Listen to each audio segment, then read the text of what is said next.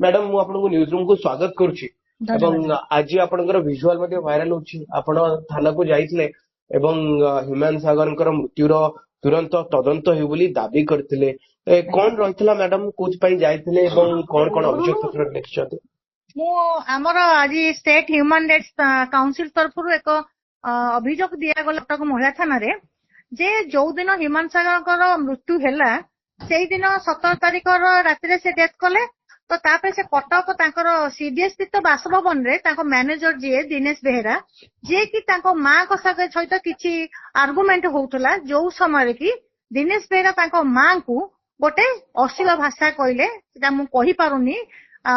गोटे अश्लील भाषा कहले जोटा कि तांको मां को असम्मान मां को तांको मां को न हमर ओडिसा रो समग्र नारी जाति को से शब्दटा जो कहले सी सेटा समस्त को असम्मान कला भली से गोटे कथा कहीदेले जो जहार कि आमे घोर प्रतिवाद करूचु विरोध करूचु एहाको आमे ग्रहण मध्य करना निंदा करूचु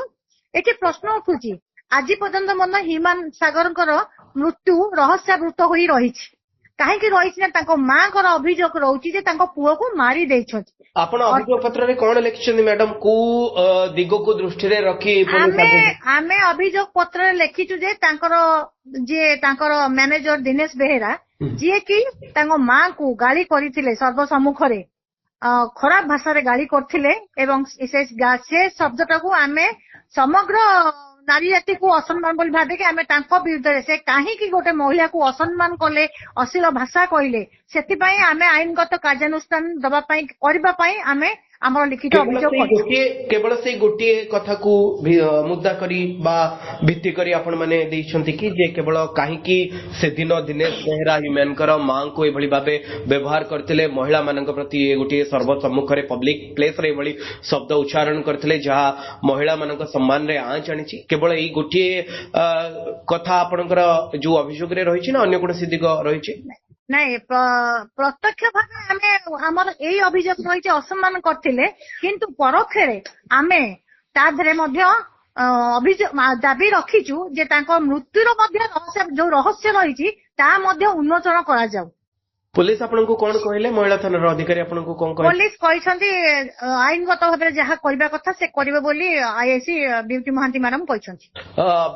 राज्यर विभिन्न अंचल रे मध्य आपण देखुथिबे बलांगीर टाउन थाना कोंतु जाजपुर कटक रो मधुपाटना थाना रे मध्य हिमांशु सागरकर मृत्यु मामलार तदंत को नै रहस्य को नै एफआईआर लगातार होउची एबळी हिमांशुकर ये मैनेजर को मध्य सेतरे पक्षभुक्त करा जाउची तांको विरुद्ध रे कार्यानुष्ठान नवा पई कुआ जाउची किंतु पुलिस पर्यंत चुप अछि देखो पुलिस तो आमे अभियोग कलु पुलिस ताकर को दिगरु तदंत करूथिबे तो तापर तो आमे प्रश्नवाची लगै पारिबानी किंतु मोर आपण मको चैनल माध्यम रे मोर गोटे अनुरोध रहिबो हिमांशु सागरको मां को से मध्य सामना को आसंतु ताको पुअर मृत्युर तदंत पई से आईन रो आश्रय नियंतु एवं दाबी करंतु कारण ताको मां ही कहउछंती ताको पुअर मृत्यु पई दायी जो मानक ना कहउछंती आपण मान सुनथिबे अर्पिता चौधरी दिनेश बेहेरा एवं अन्य किछि लोकक ना कहउछंती तेनु आमे सी तांको मां गोटे आसी कि जदि थाना रे एफआईआर दियंते तांको पुअर मृत्यु पई ताहा आउ टिके पुलिस की आउ टिके सुरक्षा जोगांता शीघ्र तदंत करिके हमर हिमांशु सागरकर मृत्युर रहस्य उन्मोचन हो धन्यवाद मैडम धन्यवाद।